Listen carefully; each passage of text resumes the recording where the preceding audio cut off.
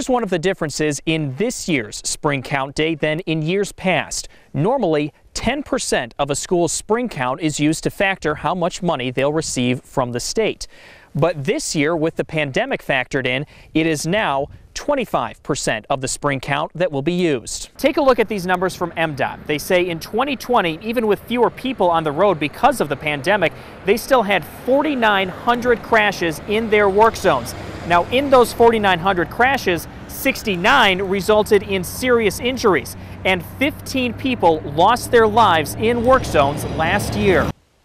Whitney, good afternoon. Behind me is what used to be Sanford Lake, and the property we're standing on was lakefront property a year ago, but that has all changed in the years since. Many people here can still tell you exactly where they were in the exact moment in time they found out they had to evacuate their homes in either minutes or seconds because floodwaters were rushing downstream. And everywhere you look here, you can still see signs of that flood, but also signs of progress as people work to rebuild and also look back on the lessons learned from this 500-year flood.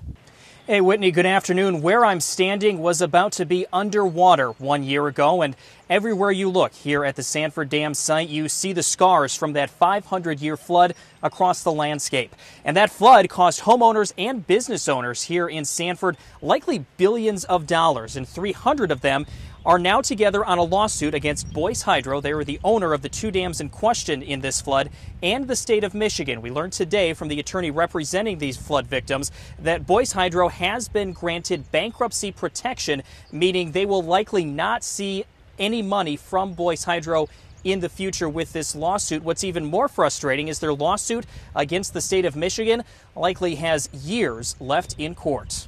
We have to back off and take a day off. Tracy Boley owns the Evening Post Bar and Grill in Clare.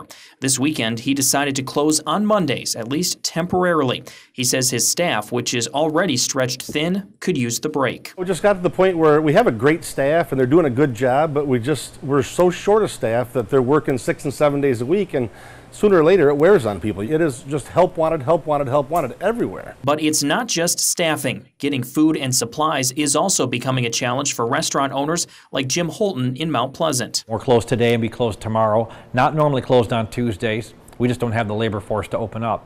And other things you're going to start seeing on our menu is, I'm sorry, we're not going to have ribs this evening. I'm sorry, we're not going to have beef brisket. We're not going to have these items because if we can't get them in, we just can't have them on the menu. Restaurants say extended unemployment benefits aren't helping. They've extended all this stuff through the end of September. So what they've done is they've taken the tourism out of northern Michigan for the summer. Because if we can't staff these places, these people aren't going to come north and wait in line for 4 hours to get into a restaurant. Many restaurants feel they're left with little choice other than moving forward as best they can. You know, I can't afford to close down right now all the way. I don't want to lose the people that that have been with me through this whole shutdown period, you know, my key staff, and so we need to find a way to make it work. I thought, this is what I do, and it's what I've been doing for years. It was Friday afternoon when Jay Gross went to his car and broke down. We're not going to lose this kid. I don't think they realize what kind of fighting parents they've got. He posted this more than 10-minute video to YouTube Sunday, begging for help finding his son the mental health care he desperately needed after 2 weeks at the hospital in Elma. And I thought, you know what?